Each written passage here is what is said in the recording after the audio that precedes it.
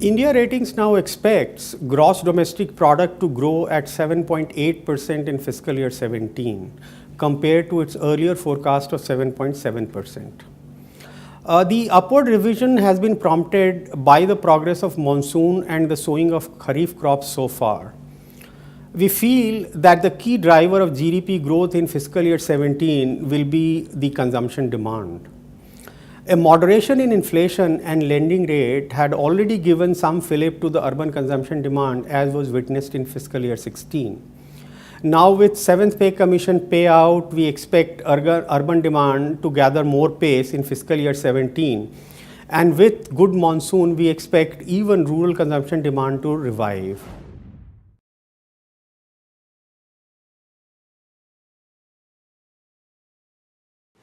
Although government has tried to do its bit to revive the investment cycle, as can be seen from the fiscal year 16 and fiscal year 17 budget, unfortunately the share of state and central government capital expenditure in the total capital expenditure of the Indian economy is just 16%.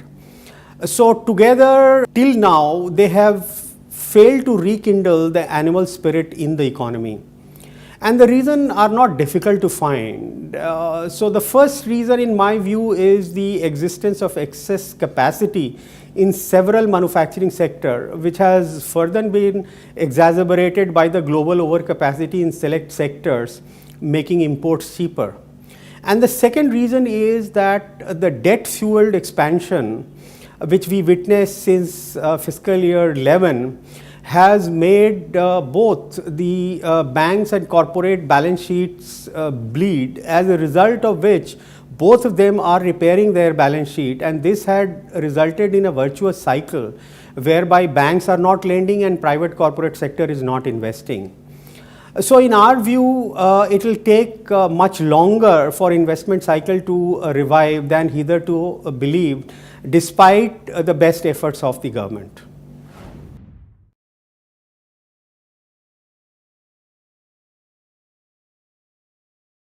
In fact, the rise in vegetable prices lately has been much higher than occasioned by the seasonal factors.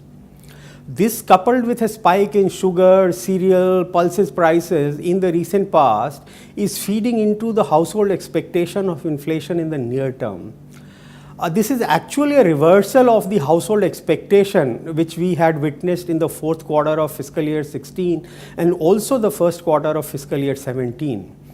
As the CPI inflation has now crossed 6% in July 2016, the reason is that this increase in food inflation still has not subsided, and in our view, this can still surprise on the upside due to structural factors facing agricultural and agricultural supply chain. Although Indra expects some moderation in pulses prices post Kharif harvest, but we still expect that due to the rigidity in the food inflation, the overall wholesale inflation and retail inflation will come at 3.3% and 5.0% in fiscal year 17 respectively.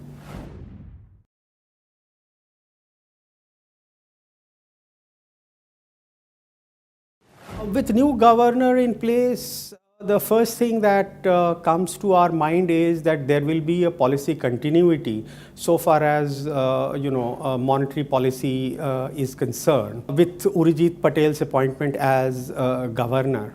However, when we look at the trend in CPI, then we see that CPI actually rose beyond 6% in July 2016. Mainly driven by food inflation. And when one watch the food inflation very closely, then it is quite obvious that food inflation still has the ability to surprise on the upside, irrespective of whether we have a good monsoon or bad monsoon.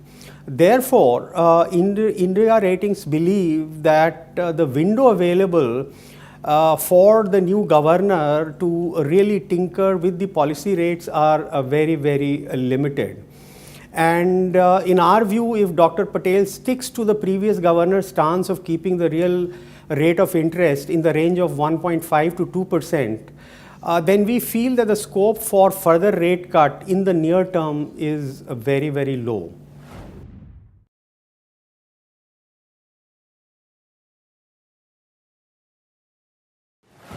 So far as currency is concerned, although there is a global volatility which obviously impacts the Indian rupee, but if one looks at the trajectory of Indian rupee in the last few months, then it has remained stable. And there is a huge redemption that is likely to happen in the FCNR account in the month of September. So there is some expectation that this may cause some volatility in rupee. India Rating believes that yes, there may be some volatility, but these will be temporary in nature. And given the fact that India continues to be an attractive destination, and as we have seen with respect to both FII and FDI inflow, the inflow is likely to continue. So instead of pressure on rupee to depreciate, on the contrary, there may be a pressure on rupee to appreciate, and which is what RBI had been checking in the past, and in our view will continue to check in the future as well. So currency is unlikely to move any very far off from the current level. So in our view, it will more or less remain range bound.